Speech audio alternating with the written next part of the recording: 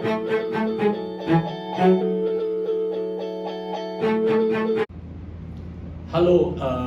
and welcome everyone to our Power Pixar channel. I am Ajit Kumar Jha, Editor-in-Chief of the Power Pixar, and today we are planning to focus for the first time on the presidential polls, presidential elections that are going to take place in 6 weeks in November between Donald Trump and Kamala Harris. We thought we will look at the elections about 40 days before the polls are to take place, or let's say about 6 weeks before the polls are to take place. So everyone is talking about it. If you look at American elections from the point of view of pre-poll surveys, since July 21st, since Kamala Harris became the candidate for presidential elections of the Democratic Party, Joe Biden withdrew. Most polls have shown that Kamala Harris has an advantage over former President US Donald Trump. And the advantage, different polls have taken place. I think I've seen more than a dozen polls. And initially, right after July 21st, I think they were going equal, both of them, about 50-50. And then gradually, as Kamala Harris started campaigning, number one, Kamala Harris started raising a coalition, started raising funds, started raising a coalition and rallying the entire Democratic Party behind her.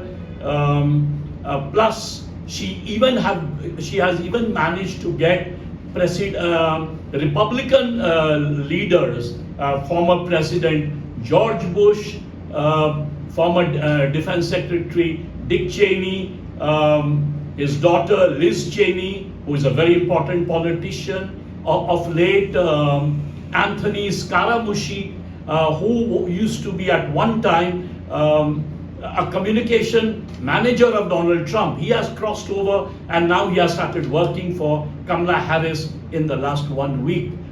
And over top 100 Republican leaders have moved away from Donald Trump because of Donald Trump's arrogant style. He is known for firing people. He hires people, he fires them in 1 week. I mean, this example I gave of Anthony Scaramucci, he was hired on 21st July 2017, fired within 10 days. I mean, Donald Trump has done so much of that it has hurt him in the past and it is going to hurt him today. So that way, Kamala Harris, who lacks the charisma of Donald Trump has much more charisma than Kamala Harris has, but Kamala Harris is excellent when it comes to building coalitions, from left-wing progressives to even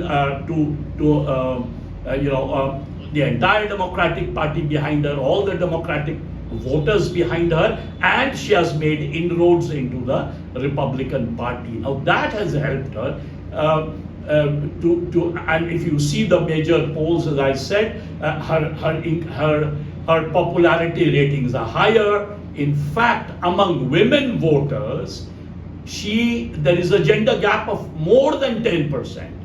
In fact, if you take single women voters in America, whose percentage is very large, because in America,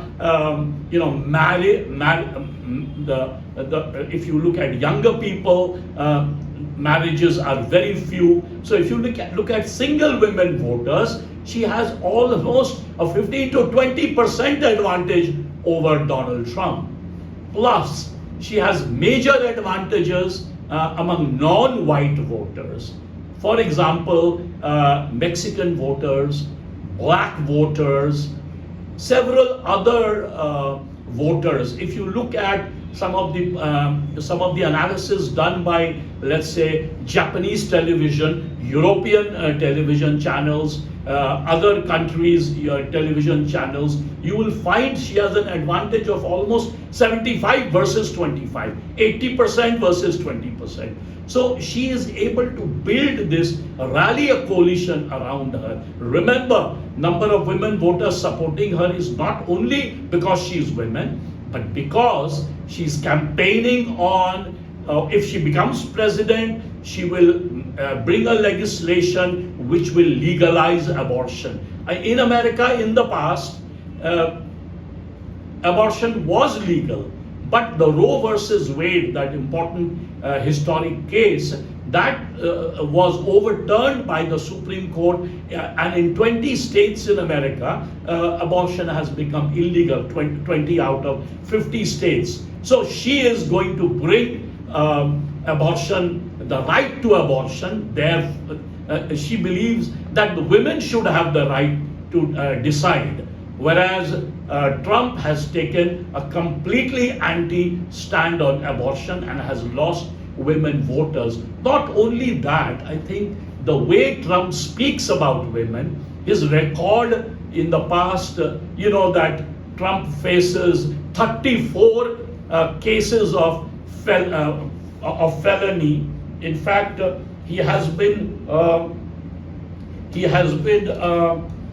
guilty on 34 counts of felony, which includes things like election fraud, subversion of rights of people, and then there are charges, 4 criminal counts against him: conspiracy to defraud the US and against the rights of citizens. If you remember, when he was contesting against Biden and when he was losing, the kind of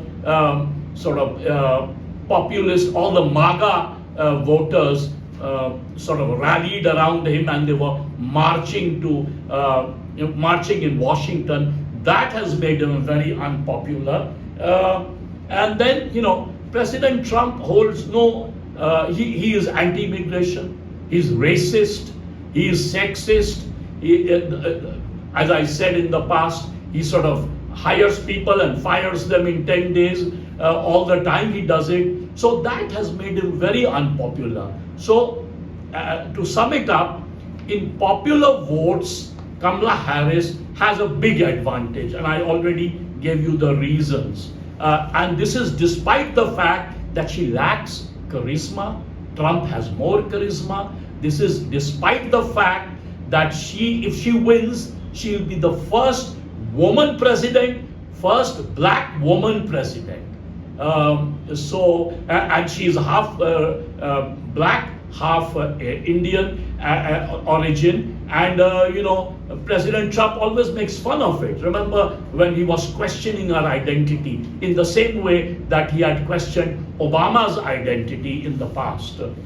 So now, having said that, is this election a foregone conclusion? Can we conclude that Kamala Harris is going to win the US presidential election 2024? As I said, in popular votes, all the trends show that she is leading, and quite likely she will poll more popular votes than President Trump.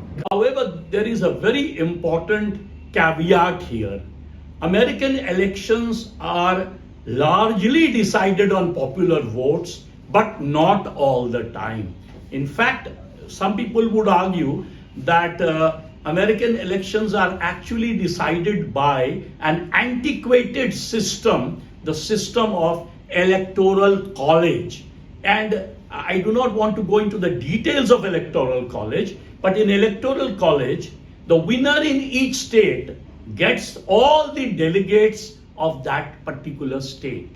So what tends to happen, that almost, let's say, half out of 50, 42 states in America are evenly divided between the Republicans and the Democrats. There are 8 states in America which are considered swing states. And in these swing states, normally whoever wins ends up winning the presidential election. So, if you go to America during the campaign, you will not see any kind of campaign going on, popular campaign going on in either California or Texas, which are the two largest states of America, or even New York, a very important, let's say, state. All the entire concentration of the campaign, the TV ads, the phone calls, campaign rallies, all of that is concentrated among those 8 states. And which are those 8 states of America which are considered the swing states? And they are Wisconsin, North Carolina, Pennsylvania, Michigan, Nevada, Florida, Georgia, and Arizona. 2 of the states, Arizona and Nevada, are next to California. They are east of California. So they are almost very close to the West Coast. The rest of the states, the 6 states, 2 of them are to the north but east, and the rest are almost states like Florida and Georgia next to the Atlantic. So these 8 states finally decide who is going to win the elections. Now, in these 8 states, Trump has advantage in some states. Each poll that comes, it shows a different advantage. At times they sometimes show Kamala Harris also going up. But because Trump has enormous amount of money of his own, and he's being bankrolled by some of the richest billionaires, including the owner of Twitter, now X, and several others.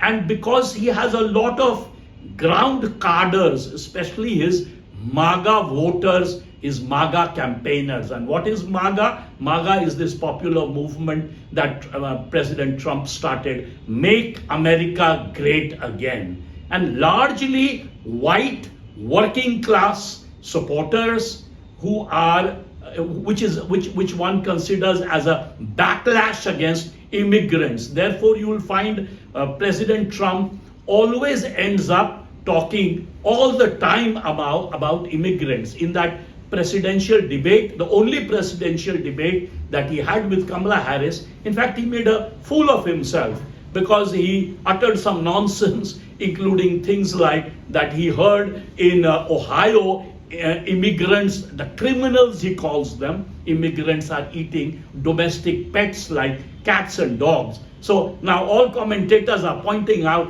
what a horrible thing to say. And as a result, in that debate, Kamala Harris got a massive sort of upsurge of votes. If you saw the gap between Kamala Harris and President Trump, it was massive. But then debates do not decide the elections. Elections, as I said, are decided by the swing states, by the Electoral College votes. And since Kamala Harris has a disadvantage compared to Trump, therefore, despite the advantage that Kamala Harris has over Trump in the popular votes, as we have seen the various polls show all the time, Trump might end up still becoming the president in November because, as I pointed out, he has the Electoral College advantage. The other advantage Trump has over Kamala Harris, and that is the economy. Because the economy in the last 4 years under President Biden hasn't done very well. One main reason, of course, was that this is a post-corona election, and therefore the economy was not performing very well. During the Trump years, initial period, the economy did better. Of course, when corona came, even his economy went for a toss. But people remember that Trump ended up creating a lot of white-collar, working-class jobs. That still makes him popular. The narrative is that on the economy, he has an advantage. On immigration, he has an advantage. So what Kamala Harris needs to do is concentrate much more on the swing states, concentrate much more, have an economic blueprint of how she is going to transform America, how she is going to bring down inflation, how she is going to bring down public debt, which is enormously high, a long-term plan, and of course, health, creation of jobs, and other issues. I'll end here. We'll have more such analysis of the American elections as we go closer to the election date. Thank you very much.